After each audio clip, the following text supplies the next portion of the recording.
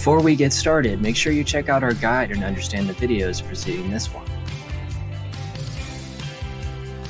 Well, what's up everyone, and welcome to this video on debate. Today we are introducing you to a few key terms all in one video.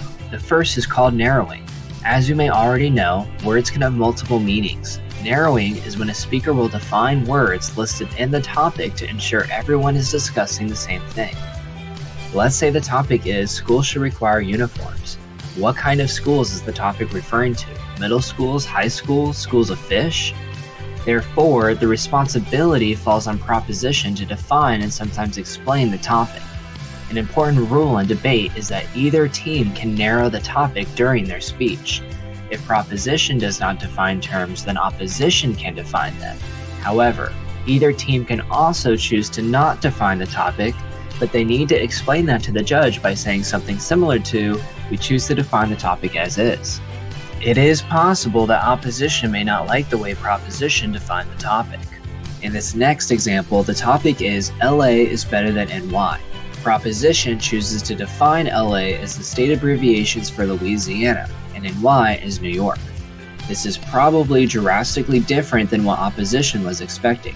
Opposition must now make the decision to accept the terms defined by proposition or choose to call topicality.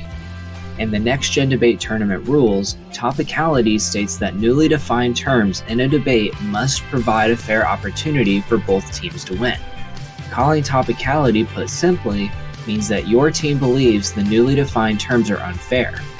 Your team must now present arguments for why it is unfair. Remember, it is up to debaters to point out flaws in their opponent's speech. Therefore, the judge will automatically accept the newly defined terms unless the opposing team calls topicality. If one team can convince the judge the newly defined terms are unfair, then the judge will not accept these new terms. However, the judge will not make this decision until after the debate is complete.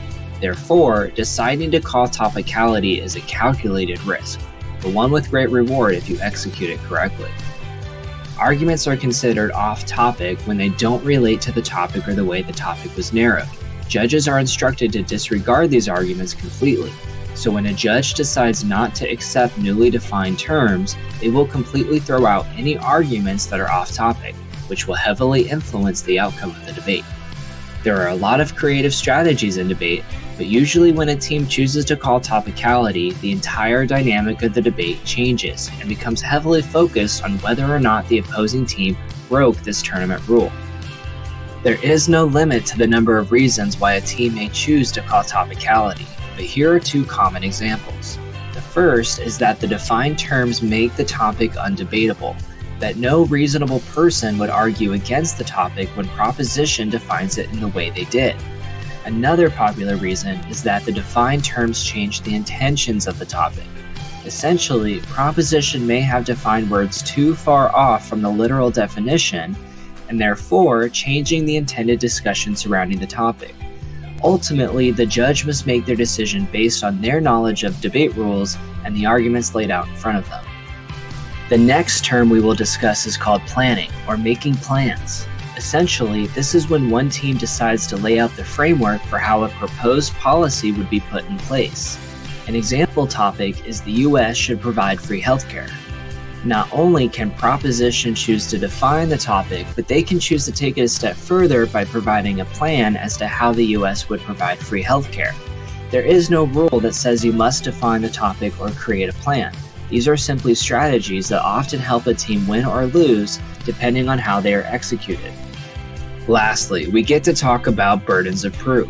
Just like in the court of law, the prosecution has the burden of proof, meaning the defendant is innocent until the prosecution can prove they are guilty. The same is true for debate. The proposition must prove the topic is more likely true than it is untrue in order to win. However, sometimes debaters use a strategy where they call upon the other team by placing a more specific burden of proof. For example, the debater may say, "Judge, if opposition can prove that football helmets are ineffective, then we will concede the debate on why football is the best sport in the world." This may be an effective strategy against someone who is inexperienced, but fortunately, you watched this video and remember this segment. Remember that the judge is there to determine if the topic is more likely true than it is untrue. If the judge feels that the weight behind the argument of football helmets being ineffective was strong enough to carry the debate, then they should choose that team to win the debate. But the judge should never choose the winner simply because one team imposes their own burden of proof on the other team. I hope this video helped you learn something new about debate. Show some support by subscribing to our channel. That's all for now. Thanks for watching and happy debating.